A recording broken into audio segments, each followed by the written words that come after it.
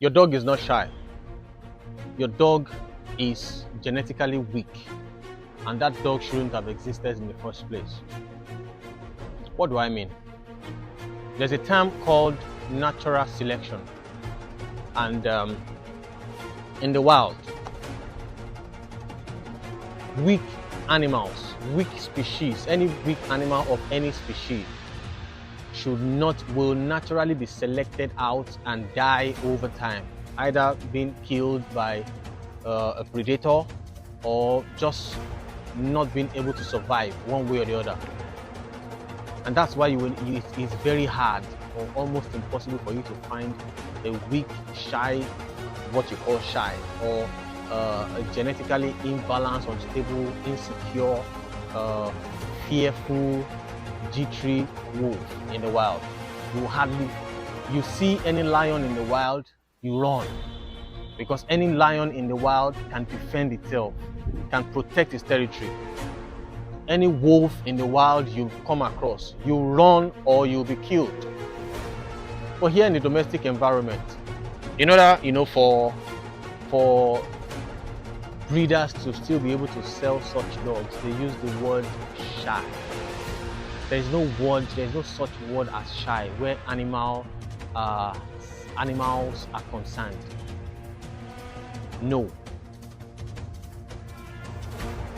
I don't want to delve into humans, higher animals, in terms of humans, because this law actually also applies to us. Unfortunately, our emotions have clouded our judgment. Let me not delve into it. Cases like SS and SS marrying and all those things, CS or SS marrying. These are some of the things we're talking about. We have brought these emotional issues into animal breeding, animal husbandry. Naturally, when as a breeder, you should not pair or replicate any genetic faults, any genetic weakness in any animal. In this case, in dogs, you see some breeders whose goal is to maintain the standard of any breed. So when you hear a German Shepherd, there's a picture in your head, a war dog, a dog that served in the World War, a dog that should not be afraid of loud noises, a dog that should be confident enough to stand any opposition, a dog that should be a man stopper, a dog that should be able to herd a flock of animals with the highest level of confidence.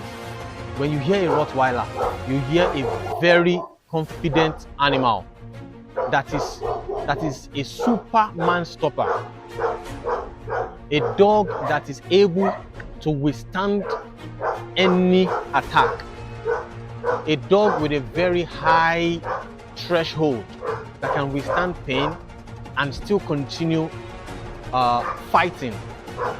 These are things that should naturally come to your mind when you hear these breeds. But unfortunately, what do we see today?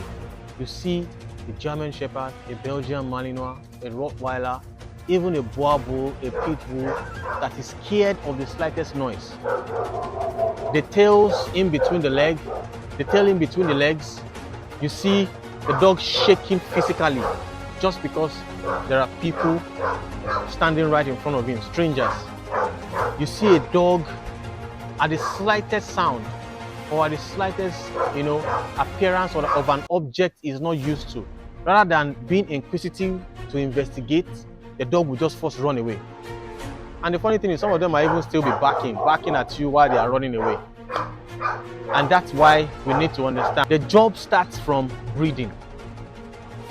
These animals, when you see a dog that yes, I understand you have invested, no excellent result does not come with sacrifices. I know of breeders that will literally kill an entire litter if they do any breeding and then they see some funny genetic problems like especially behavior wise. Before the puppies even grow too much, they are called. It's called culling. There's a term in animal husbandry called culling. Culling. You call an animal. That's a term used for killing animals. euthanizing animals so that certain genetic traits are stopped and are not replicated. You understand? So you call such animals in order for them not to replicate that genetic fault. I know of breeders that will call such puppies and will not sell them. But you know, there are two reasons why breeders will say sell out or dash out such dogs: emotions and their need for money. When your need for money surpasses your need to replicate high standards, there will be problem in dog breeding. As a dog trainer, I get called by several dog owners whose dogs are really a pain in their ass. They bought the dog supposedly as a guard dog, and then the dog is the one needing protection. Is the one that needs to be protected from strangers, from visitors. I mean, it can be heartbreaking. And I tell people, once it's genetically inclined, once the problem is or originates from inherited from parents, I just tell them not to waste their resources. It's better you either kill the dog or just do something about the dog and get another one. So don't waste your investment. It's not every behavioral problem that can be solved by training or rehabilitation. Some problems are, yes, there are two sources of problems, such behavioral problems: genetics and environment. Some of this fear, insecurity are as a result of the abuse they have experienced from their owners. Beating the dog excessively and all that can cause a dog to be afraid or, be timid. And you will know the difference between a problem, a behavioral issue that stems from environmental factors or genetic factor, is how quick they recover. The recovery time. If a dog hears a loud noise for the first time and it first runs, and then under 10 seconds or 30 seconds or 5 seconds, the dog runs back to come and investigate, that's what we are talking about. That recovery time is very short.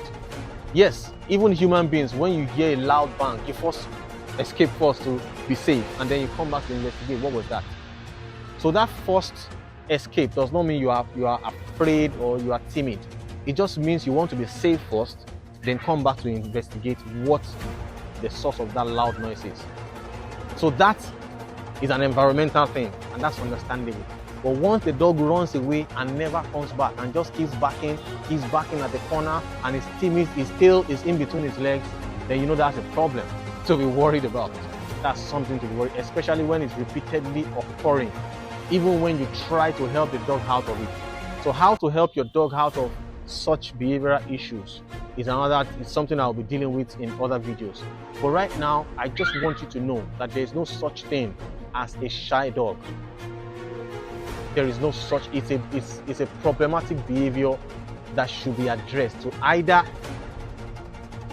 which is either from the origin of the environment or genetics. So please, when you want to get a puppy, always ask to see the parents. If not live, you can see them virtually.